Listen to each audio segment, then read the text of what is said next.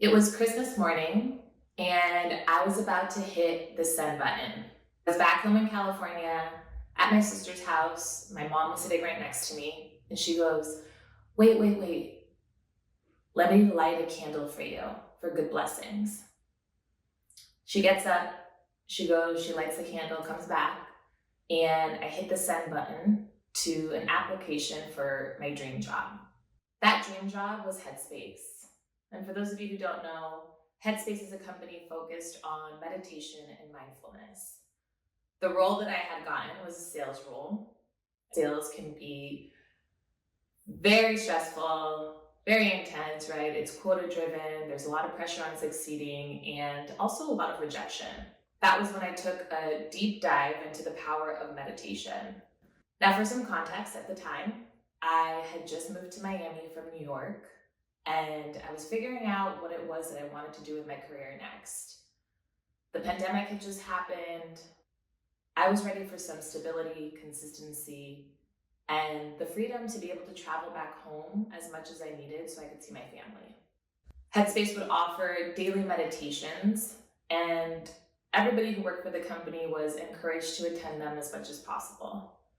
I took it upon myself to show up every day. I wasn't really sure what I was getting myself into, but I knew that I wanted to participate in meditation more. Now, when I first started the role, I was really overwhelmed. I was stressed. I would think about the quota that I had to hit day in, day out. And so meditation quickly became my anchor.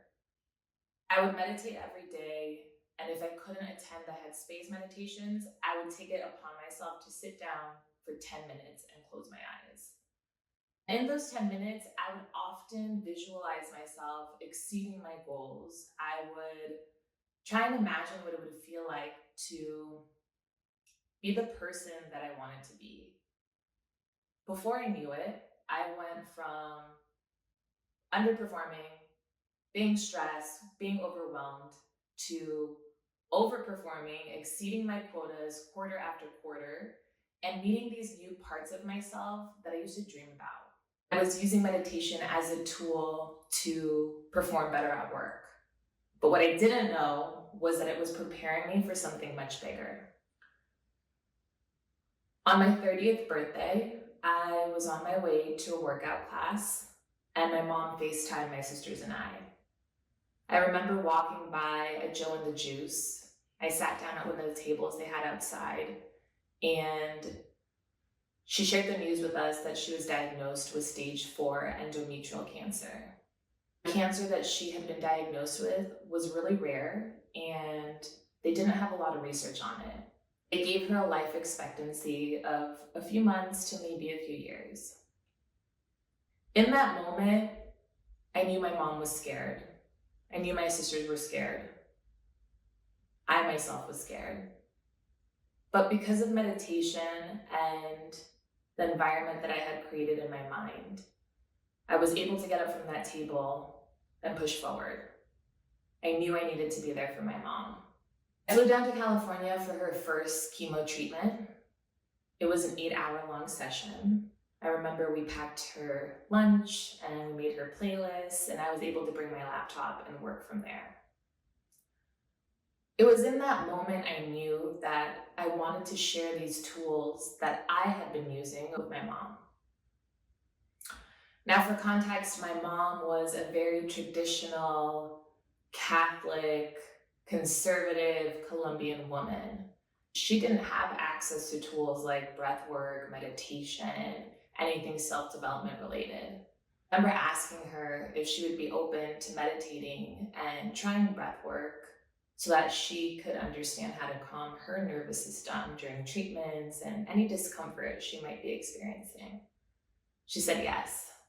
This was a true testament to the type of mother my mom was.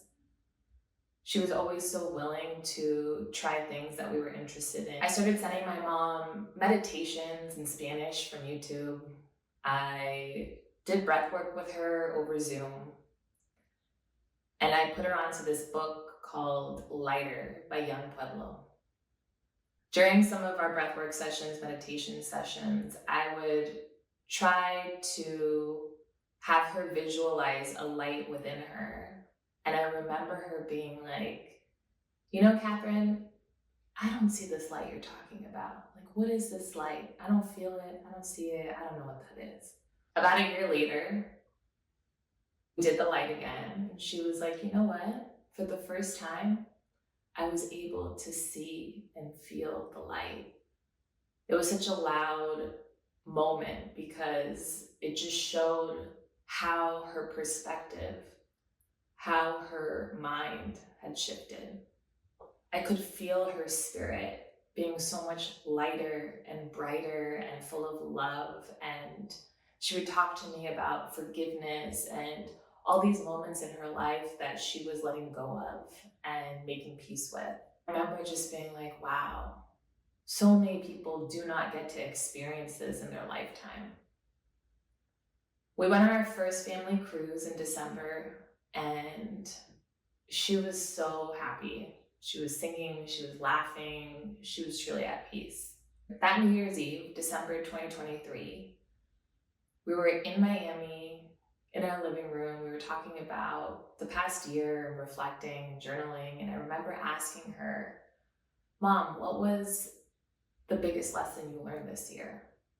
And she said, you know, for the longest time, I was making it other people's responsibility to make me happy. And this year I realized my happiness comes from within. I was in awe with this realization that she had had. We all smiled. That was her last New Year's with us. She passed away a few months later.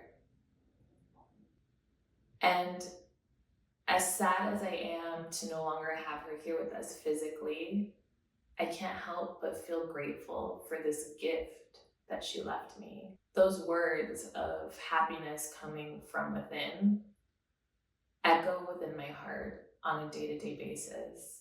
And they've now become my anchor to help others see this for themselves. When I sat beside my mom applying for my dream job, I had no idea the way meditation would end up not just transforming my life, but her life as well.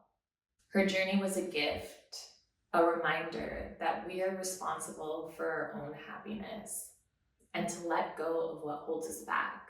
So I leave you with this. Life is precious. Life is fragile. Don't wait for your happiness in your dream home, that promotion, a new car, because your happiness is already here. Happiness comes from within. Let that truth be your unexpected gift for today. Thank you.